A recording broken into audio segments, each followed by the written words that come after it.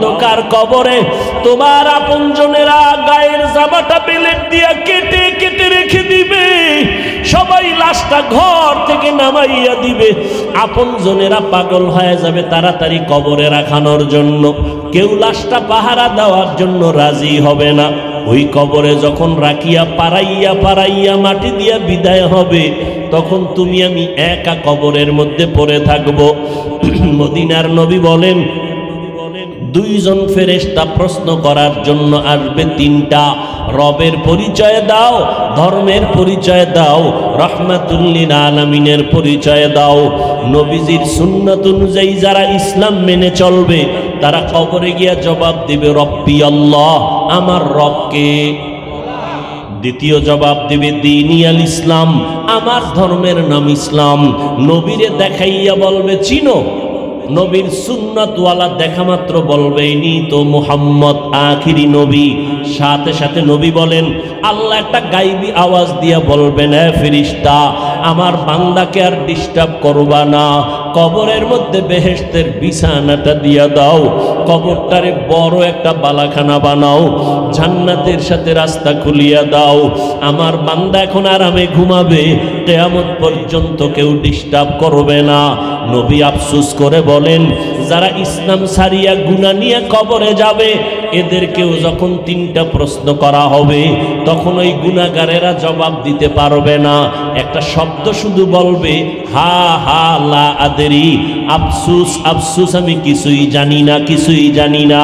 নবীজি বলেন, সাথে সাথে আল্লাহ গাইবী আওয়াজ দিবেন, ও ফেরেশতা, এই নাফরমানের আর প্রশ্ন করার সুযোগ দিও না, আমি দুনিয়াতে কম সুযোগ দেই নাই। আমার দেওয়া আসমানের সূর্যের আলো চাঁদের আলো ভোগ করলো, আমার দেওয়া পানি বাতাস ভোগ করলো, আমার দেওয়া জমিনের ফসল খাইলো, গাছের ফল খাইলো, নদীর মাছ খাইয়া এত বড় নিমক হারাম একবারও আলহামদুলিল্লাহ বলে নাই। আলেম ওলামারা পায়ে ধরে ধরে নামাজের বয়ান করত, এক বেলার নামাজ পড়ে নাই, ওলামায়ে কেরামের সামনে গিয়া নামাজের তালিমও দেয় নাই। এখন আর দেরি না করিয়া কবরের মধ্যে জাহান্নামের বিছানাটা দিয়া দাও, জাহান্নামের সাথে রাস্তা বানায় দাও, জাহান্নামের আগুনে কবরটা ভরে যাবে। আল্লাহ পাকের ওয়ার্ডারে একটা না দুইটা না 99টা সাপ কবরে আসবে। শুধু তাই না, নবী বলেন, আল্লাহ সর্বশেষ রাগান্বিত আওয়াজ দিয়া বলবেন, ও কবরের মাটি,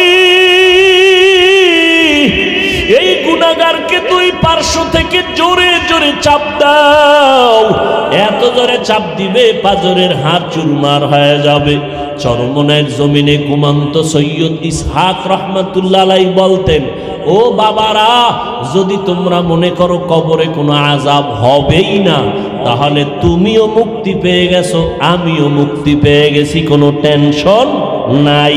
কিন্তু কবরে গিয়া যদি যাইয়া দেখো, বেনামাজির কবরে আযাব, বেপরদাওয়ালার গুনার কারণে আযাব, মিথ্যা কথা বলার কারণে আযাব হইতেছে, যদি না হয় তুমিও মুক্তি আমিও মুক্তি, কোনো টেনশন নাই।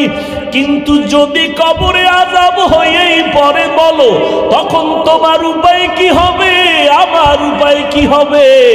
আর হবে বলিয়া তো প্রমাণ আল্লাহ হাদিসে বলছে, কোরআনেও বলেছে, আবার বাংলার জমিনে আল্লাহ মাঝে মাঝে নগদ কিছু নিদর্শনও দেখাইয়া দিছে।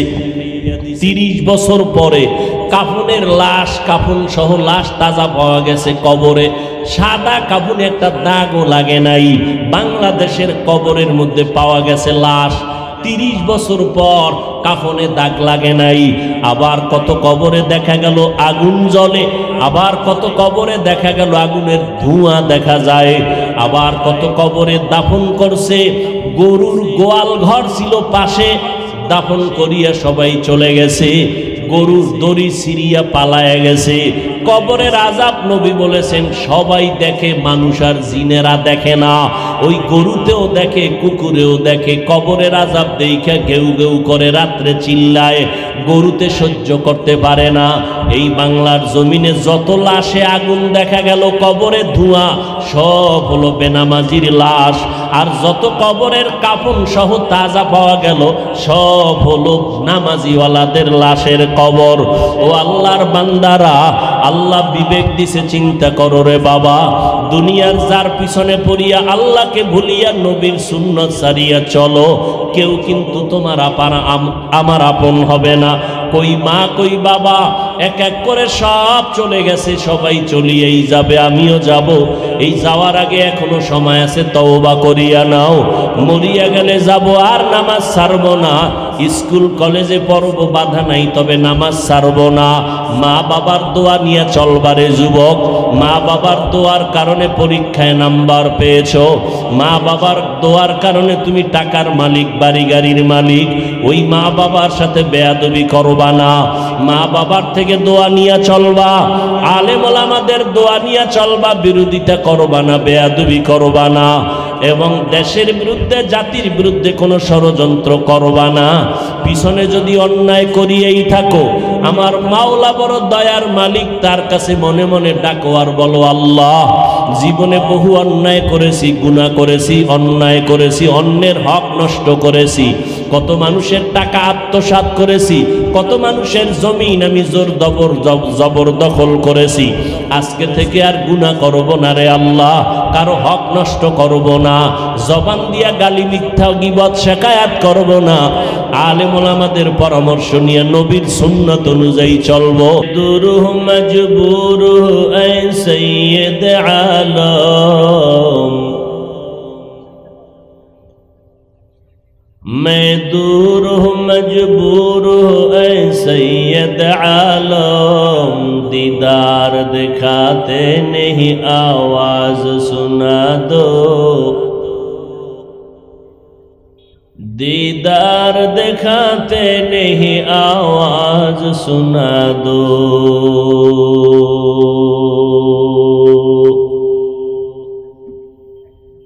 मैं सूरत यूसुफ नहीं चाहने वाला, मैं सूरत यूसुफ को नहीं चाहने वाला, मैं कैस के मानंद नहीं आशिक लैला, मैं कैस के मानंद नहीं आशिक लैला।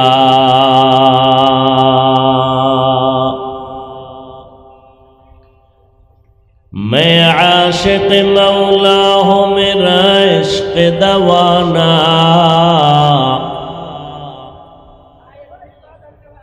मैं आशिक मौला हूँ, मेरा इश्क दवाना। ई जुमला जहाँ जिसकी तजल्ली से उजाला, ये जुमला जहाँ जिसकी तजल्ली से उजाला।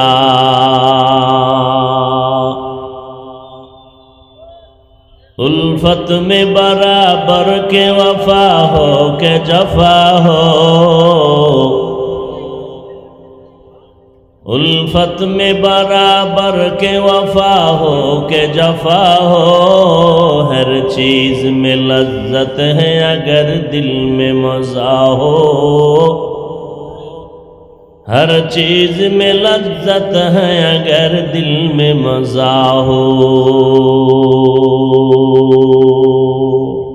তাহলে আপনাদের আল্লাহ, আমার আল্লাহ এক, নবী এক, কোরআন এক, আল্লাহ এক, কাবা এক, ধর্ম এক। আপনারা এক লাইনে চলেন, আমি আর এক লাইনে চলি।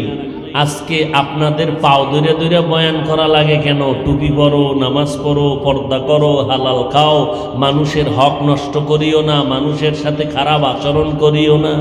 আরে আমি টুপি মাথায় না দিলে লজ্জা লাগে, আর আপনি মুসলমান, আপনার টুপি মাথায় দিতে লজ্জা লাগে। কেমন মানুষ আপনি? আমি দাড়ি কাটতে লজ্জা পাই, আর আপনি দাড়ি রাখতে লজ্জা পান। বড় দুঃখ। আল্লাহ বুঝি পুরুষের দাড়ি দিয়ে মনে হয় ভুল করছেন। কি একই মায়ের সন্তান, একটা ভাই একটা বোন, বোনের বয়স 27, ভাইয়ের বয়স মাত্র 25। বোনের গালে দাড়ি নাই, ভাইয়ের গালে দাড়ি। বোন এবার দাড়িবিহীন, দেখতে সুন্দর।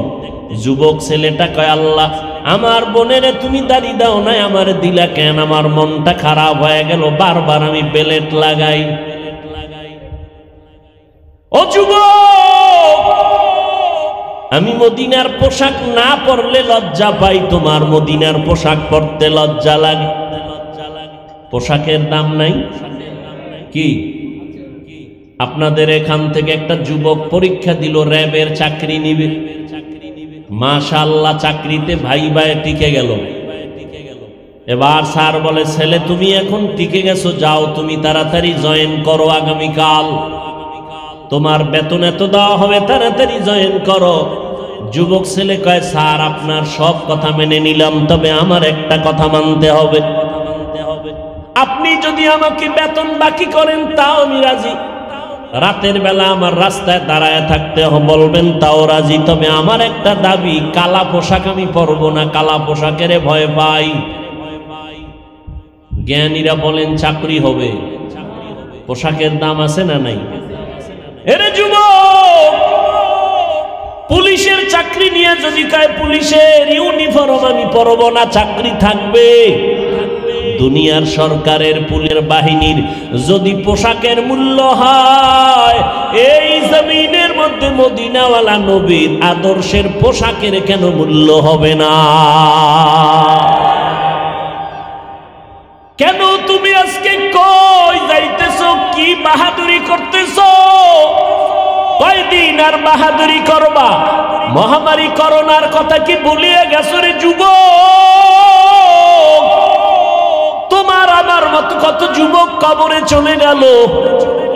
এই জীবনে কত যুবকের জানাজার নামাজ পড়াইলাম, খালি হাতে কবরের মধ্যে চলে গেল। কিসের বাহাদুরি করো? কয়দিন আর বাহাদুরি করবা? ওই অন্ধকার কবরে তোমার সব ছেড়ে যেতে হবে। আজকে যার জন্য তুমি মদিনার নবীর দূরে ঠেলে দাও, ওই ব্যক্তিটার নজর করে দেখো, তুমি মরা লাগবে না। অসুস্থ হইয়া 5 দিন বিছানায় থাকো, তোমার আপনজন আর টেলিফোন করবে না। কার জন্য নবীরে বেজার করো? কার পেছনে পড়ে নবীর সুন্নতের জবাই করো? কার জন্য?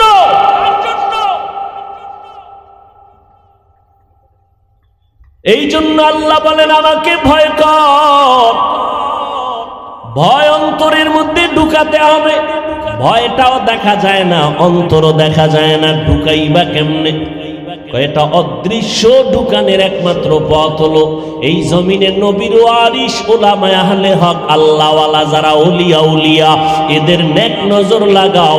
নেক নজরের মধ্যে দিয়ে তোমার অন্তরে তাকওয়ার পাওয়ার ঢুকে যাবে। এজন্য আল্লাহ দ্বিতীয় আদেশ দিয়া বলেন, ওয়াকুনু মা'আস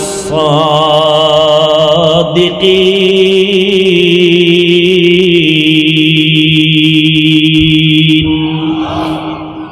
সোহবতে সালে তোরা সালেহ কুনাত, সোহবতে তালে তোরা তালে কুনাত জামানা, সোহবতে বা আউলিয়া বেহতেরা সদ সালাতাত বেরিয়া।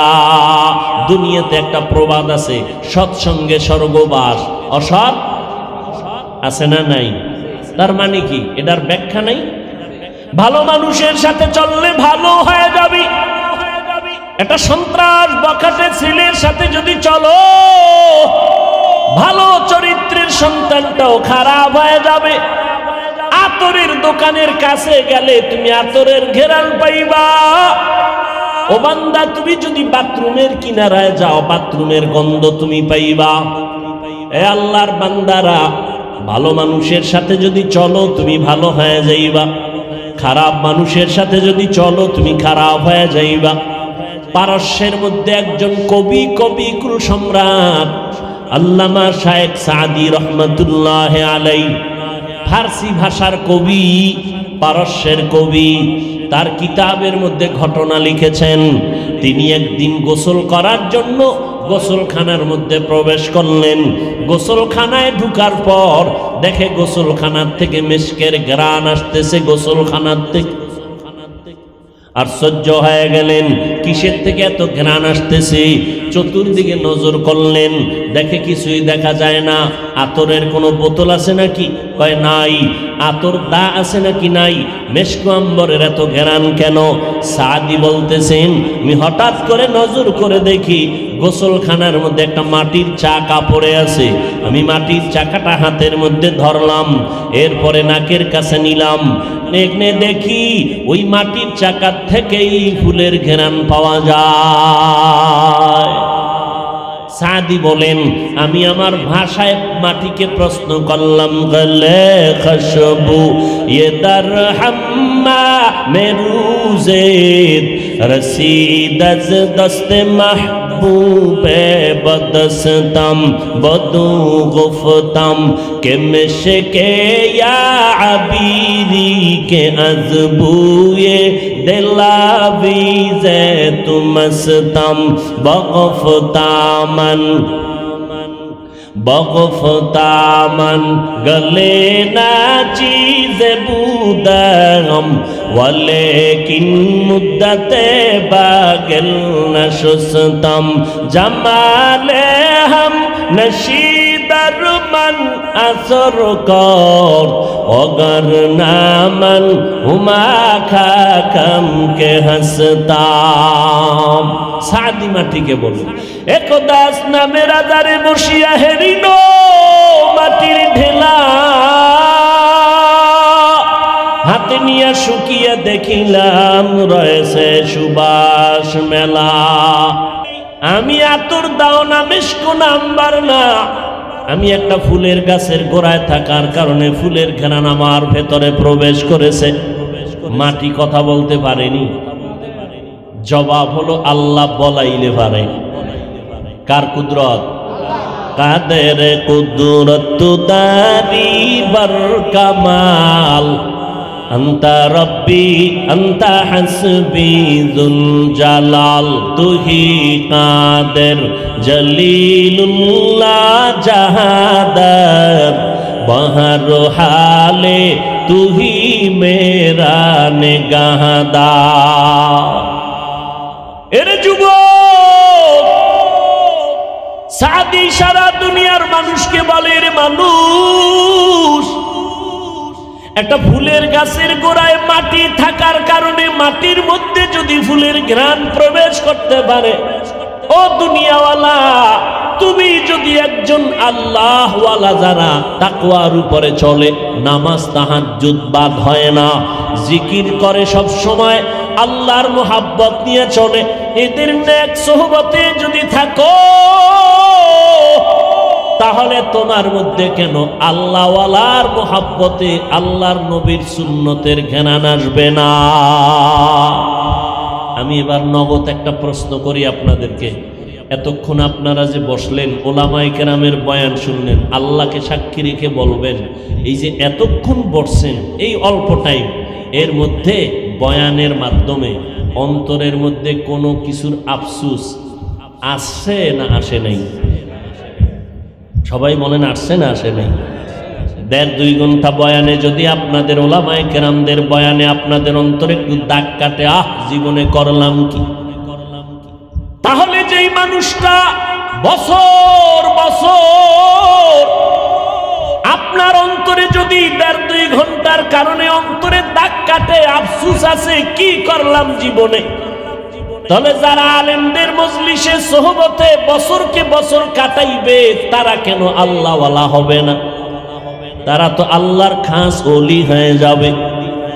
ও যুবক, আল্লাহর আযাবের ভয় অন্তরে যখন আসবে, তখন বান্দা আমার মাওলাকে বেজার করবে না, পাগল পারা হয়ে যাবে।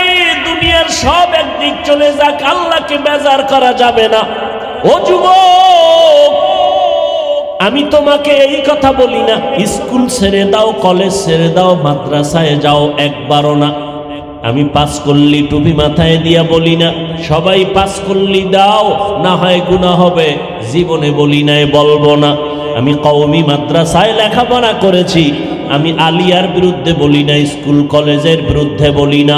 কওমি মাদ্রাসায় না পড়লে গুনাহ হবে, জীবনে বলি নাই, বলবো না।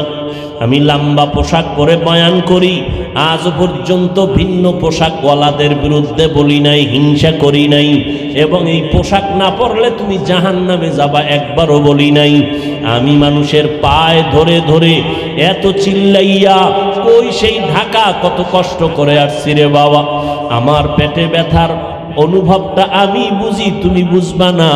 এত কষ্ট করে আসছি, কষ্ট করে সফর করি, খানার টাইমে খানা নাই, ঘুমের টাইমে ঘুম নাই, 12টা মাস এভাবে সারা দেশ দৌড়াচ্ছি। ফজরের পরে বয়ান, জহুরের পরে বয়ান, আসরের পরে বয়ান। ওই শিবগঞ্জওয়ালারা কয়েক মাস ফেব্রুয়ারিতে নাকি আমার নাম দিয়া দাওয়াত দিছিল, আমি রাজি ছিলাম না, জানিও না। ওই আমাদের বগুড়ার শফিক কাসিমি দামাত বারাকাতুহুম বলেছিলেন, আমি বলছি সম্ভব হবে না, ঢাকার থেকে এসে সম্ভব হবে না। অতএব ওখানে আমি না করেছিলাম, কিন্তু তারা আবেগের বশীভূত হয়ে করেছিল। আমি আর আসি নাই, পারিও না। আজকেও তারা দেখা করছেন, মাদ্রাসায় 3-4 বার গেছেন। আমি বলছি সম্ভব না। কয় হুজুর জহুরের পরেও যদি হয় একটু সময় আমাদেরকে দিবেন ওলামায়ে কেরামদের মাধ্যমে। আমি বললাম চেষ্টা করে দেখব, যদি আল্লাহ কবুল করেন। এত কষ্ট করিয়া মানুষকে বলি না সবাই চরমনাই যাও, না গেলে গুনাহ হবে, সবাই তাবলীগ করো, না করলে গুনাহ হবে, একবারও বলি না। সারা দেশের মানুষকে আমি 2টা স্লোগান অন্তরের মধ্যে ঢুকাইতে চাই। 1 নাম্বার স্লোগান, জীবনে যতদিন বেঁচে থাকবা গোলামি করবা আমার আল্লাহর, দুনিয়াতে যতদিন বেঁচে থাকবা আদর্শ মানবা মদিনাওয়ালা নবী। কোটি টাকার মালিক দেখো অভাব হয় না দূর, গরিব ঘুমায় আরাম করে মনটা বাহাদুর। ফেরাউনের লাশটা দেখো মিশর জাদু ঘরে, খায় না মাটি পোকা মাছি সবাই ঘৃণা করে। হৃদয়ে থাকিবে যার নম্রতা সাদা, রহমত আসিবে সেথা প্রভুর ওয়াদা। বড়র বাড়াই থাকলে দিলে রহমত আসবে না, নিজেকে নিজে ছোট মনে করিও সাদা। উঁচু জমিন থেকে পানি নিচু জমিনে যায়, তেমনি খোদার রহমত আসে নম্রতার হৃদয়। ভোগবিলাসের বাড়ি গাড়ি পরে রবে সব, থাকতে সময় স্মরণ করো আল্লাহ আমার রব। আমি এই 2টা স্লোগান অন্তরে ঢুকাইতে চাই রে যুবক, ও পর্দার আড়ালের মা বোনেরা, ও বৃদ্ধ বাবাজি, আল্লাহর মোহাব্বত নিয়ে বলতেছি রে যুবক, স্কুলে পড়ো আলহামদুলিল্লাহ, কলিজা ভরে দোয়া করি, স্কুল ছাড়বা না। কলেজে পড়ো, দোয়া করি পড়া ছাড়বা না। ডাক্তার হও, ইঞ্জিনিয়ার হও, সাংবাদিক হও, সাহিত্যিক হও, প্রফেসর হও, কলিজা দিয়া দোয়া করি। আমগো মাদ্রাসায় কখনো তোমরা আসার চিন্তাই করবা না, কারণ আমাদের মাদ্রাসাগুলোতে এত বেশি ছাত্র, এখন আর জায়গা হয় না, এত ছাত্র। এরা সবাই যদি আলেম ওলামা হইয়া যায়, বাংলাদেশে জায়গা হবে না। তবে এটাও আমার মাওলার নিয়ম, সবার কপালে হেদায়াতের দৌলত আসবে না। আবু জাহাল নবীর 13টা বছর দেখলো, নবীর বয়ান শুনলো, জবানে কালেমা জারি হলো না। আর ওমরের মতো বান্দা নবীর গর্দান কাটতে গিয়া কালেমাওয়ালা মুসলমান হইয়া গেল। ওরে নবীর উম্মতের দল, আমার দেশে আলেমের অভাব নাই, আমার দেশে বক্তার অভাব নাই, আমার দেশে ইমামের অভাব নাই, আমার দেশে এখন অভাব হলো ডাক্তারের অভাব, আদর্শমান ইঞ্জিনিয়ারের অভাব, আদর্শমান প্রফেসরের অভাব। আমার দেশে আদর্শমান ডিসিএসপির বড় অভাব। আজ আমার সোনার বাংলার প্রত্যেকটা জেলা থানার এসপি ডিসি ওসি যদি 5 বেলার নামাজি হয়ে যাইতো, ময়দানে কোরআনের বয়ান করতে কারো অনুমতি নেওয়া লাগতো না। ঠিক কিনা বলো? এরে যুবক, এই জন্য আমার দেশে আদর্শবান এসপি দরকার, আদর্শবান ডাক্তার দরকার। ও ডাক্তারি পড়ো, স্কুলে পড়ো, আমি কলিজা পড়ে বলি ওই পড়া ছাড়িস না, ভালো ডাক্তার হইয়া মরিয়া যাইও। মরিয়া গেল যেন মানুষ কলিজা পড়ে দোয়া করে একটা ভালো ডাক্তার ছিল, ঔষধে ভালো হইয়ার না হই ব্যবহারটা ছিল কলিজা শান্ত করার মতো। এরে আম্মা জানেরা, সন্তানগুলোকে ডাক্তার বানাবেন বাধা নাই, সন্তানকে ইঞ্জিনিয়ার বানাবেন বাধা নাই, তবে একটাই দাবি, আদর্শবান ডাক্তার বানাইয়েন, আদর্শওয়ালা ইঞ্জিনিয়ার বানাইবেন। আর সন্তানকে আদর্শ বানানোর জন্য মায়ের অবদান থাকতে হবে অনেক বেশি, কারণ সন্তান মা বাবার মধ্যে মাকে বেশি ফলো করে চলে, মায়ের কাছে সময় বেশি দেয়। এজন্য মা, আল্লাহর নবী বলেছেন, ক্বালান নবী সাল্লাল্লাহু আলাইহি ওয়া আলিহি ওয়াসাল্লাম, আদ-দুনিয়া কুল্লুহা মাতা ওয়া খায়রু মাতা'id দুনিয়া আল ইমরাআতুস সালিহা। দুনিয়াতে যা দেখো সব অমূল্য সম্পদ, আর এই সম্পদের মধ্যে আরো দামি সম্পদ হলো নেককারিনী মহিলারা। মায়ের অবদানের কারণেই তো এই জমিনের ভিতরে দামি দামি সন্তান। মদিনাতুল মুনাওয়ারা থেকে ভারতবর্ষে কালেমার পতাকা নিয়ে আসছেন খাজা মঈনুদ্দিন চিশতি আজমেরি। এই জমিনে বড় বড় ইঞ্জিনিয়ার, বড় বড় বৈজ্ঞানিক, বড় বড় মাওলানা, মুফতি, মুহাদ্দিস, বুজুর্গ সব মায়ের অবদানের কারণে তারা ভালো হয়েছে। মায়ের অবদানের কারণে আজ আমি এই চেয়ারের মধ্যে বসতে পেরেছি। ও আম্মা জান, আপনার আদর্শ থাকলেই সন্তান আদর্শওয়ালা হবে। কথার কথা আমি এভাবে বলি, একজন এসপি সাহেব যখন ছুটি নিয়ে বাড়িতে যায়, আম্মা জান যখন এসপি সাহেবরে ভাত দেয়, খানার মধ্যে বৈশা কয়, বাবা আমি কোন দিন মরে যাব জানা নাই, আমি বিদায় বেলা তোরে একটা উপদেশ দিয়া যাই। কয়, মা বলো কি উপদেশ?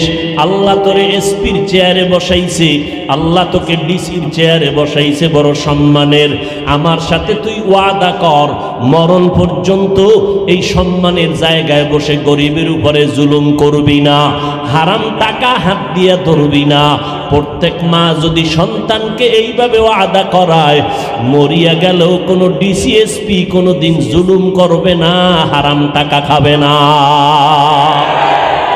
এরকম এসপি নাই, ডিসি নাই, খোঁজ নিয়ে দেখবেন, বলবে আমার আব্বা এই ওয়াদা করাইছে, মা এই ওয়াদা করাইছে। এরে আম্মা জান, আপনাদের জীবন কত ধন্য।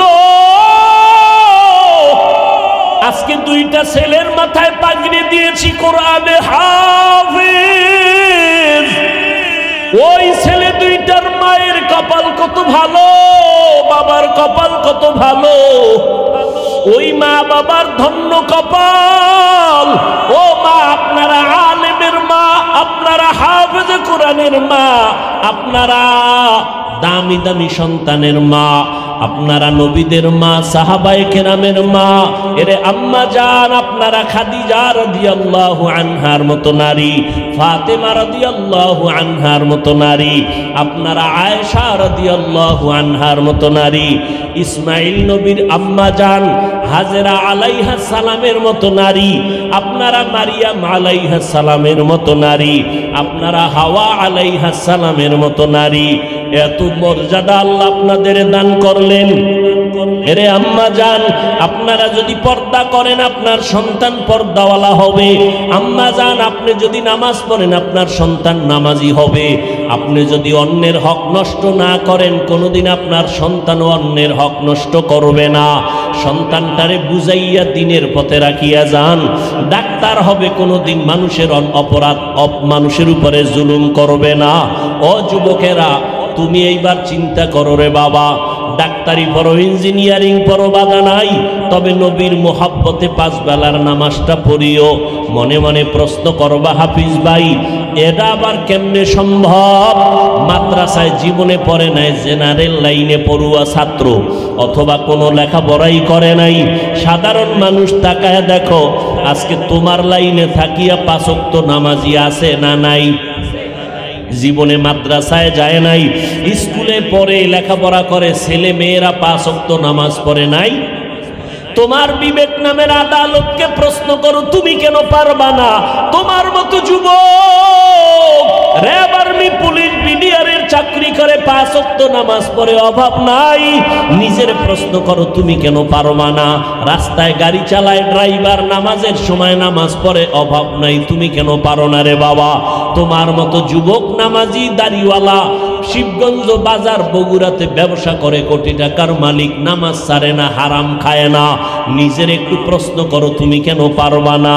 মনে মনে ভাবতেছো হুজুরদের কথা মিথ্যা, আল্লাহর কোরআন মিথ্যা। না রে বাবা না, শুরুতেই বলেছি আল্লাহর কোরআন সত্য। আজকে আমিও যদি প্যান্ট শার্টটাই লাগাইয়া দাড়ি কামাইয়া রাস্তায় গান গাইতাম, কেউ বাধা দিত না। মানুষ টুপিওয়ালা বলে গালি দেয়, কানে শুনি, দাড়িওয়ালা বলে গালি দেয়, কানে শুনি, মাওলানা বইলে কত তিরস্কার করে শুনি, এরপরও কেন টুপি দাড়ি ফালাই না? আল্লাহর কোরআন পড়ে দেখলাম, গুনাহ নিয়ে গেলে জাহান্নামে জ্বলতে হবে, কথা সত্য। 1 জাররা পরিমাণ শাস্তি জাহান্নামের সহ্য করার শক্তি নাই। রাতের বেলা সূর্য নাই, এরপরও দেখো কি পরিমাণ গরম লাগে, সহ্য করা যায় না। একটা মশার কামড় সইতে পারি না রে বাবা। আল্লাহর নবীর কথা মিথ্যা মনে করিও না রে যুবক। 10 জন সাহাবা নবীর হাতে কালেমাওয়ালা মুসলমান, জান্নাতের টিকিট হাতে পাইছেন আবু বকর, ওমর, ওসমান, আলী। কিন্তু মরণ পর্যন্ত শুধু কান্নার আওয়াজ। অন্ধকার কবরে আমি একা কেমনে থাকবো? হাসরের ময়দানে নবীরা পর্যন্ত নাফসি নাফসি বলে কাঁদবেন। ও আল্লাহর বান্দারা, আল্লাহর কোরআন সত্য, নবীর কথা সত্য। কেমন নবী পাইছো জানো না? 63 বছর হায়াতে একটা মিথ্যা কথা নবী বলেন নাই। কেমন মায়ার নবীর উম্মত হইলা রে বাবা। আজকে 5 বেলার নামাজ না পড়িয়া যদি কবরে যাও, ওই অন্ধকার কবরে তোমার আপনজনেরা গায়ের জামাটা বেলেট দিয়া কেটে কেটে রেখে দিবে। সবাই লাশটা ঘর থেকে নামাইয়া দিবে। আপনজনেরা পাগল হয়ে যাবে তাড়াতাড়ি কবরে রাখানোর জন্য। কেউ লাশটা পাহারা দেওয়ার জন্য রাজি হবে না। ওই কবরে যখন রাখিয়া পাড়াইয়া পাড়াইয়া মাটি দিয়া বিদায় হবে, তখন তুমি আমি একা কবরের মধ্যে পড়ে থাকবো। মদিনার নবী বলেন, 2 জন ফেরেশতা প্রশ্ন করার জন্য আসবে, 3টা। রবের পরিচয় দাও, ধর্মের পরিচয় দাও, রাহমাতুল লিল আলামিনের পরিচয় দাও। নবীজির সুন্নাত অনুযায়ী যারা ইসলাম মেনে চলবে, তারা কবরে গিয়া জবাব দিবে, রব্বি আল্লাহ, আমার রবকে। দ্বিতীয় জবাব দিবে, দীনি আল ইসলাম, আমার ধর্মের নাম ইসলাম। নবীরে দেখাইয়া বলবে, চিনো? নবীর সুন্নাতওয়ালা দেখা মাত্র বলবে, ইনি তো মুহাম্মদ, আখিরি নবী। সাথে সাথে নবী বলেন, আল্লাহ একটা গাইবী আওয়াজ দিয়া বলবেন, হে ফেরেশতা, আমার বান্দাকে আর ডিস্টার্ব করবা না। কবরের মধ্যে বেহেশতের বিছানাটা দিয়া দাও, কবরটারে বড় একটা বালাখানা বানাও, জান্নাতের সাথে রাস্তা খুলিয়া দাও। আমার বান্দা এখন আরামে ঘুমাবে, কিয়ামত পর্যন্ত কেউ ডিস্টার্ব করবে না।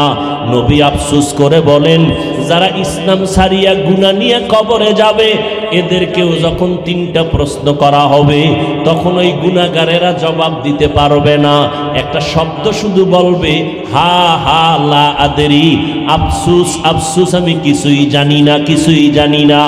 নবীজি বলেন, সাথে সাথে আল্লাহ গায়বী আওয়াজ দিবেন, ও ফেরেশতা, এই নাফরমানের আর প্রশ্ন করার সুযোগ দিও না। আমি দুনিয়াতে কম সুযোগ দেই নাই।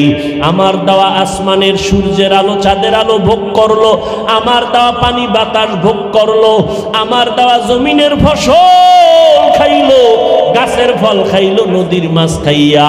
এত বড় নিমক হারাম একবারও আলহামদুলিল্লাহ বলে নাই। আলেম ওলামারা পায়ে ধরে ধরে নামাজের বয়ান করত।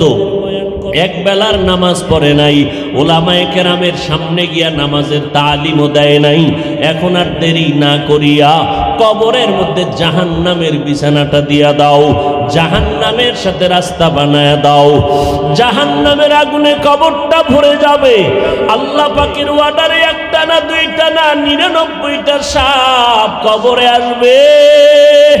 শুধু তাই না, নবী বলেন আল্লাহ সর্বশেষ রাগান্বিত আওয়াজ দিয়া বলবেন, ও কবরের মাটি,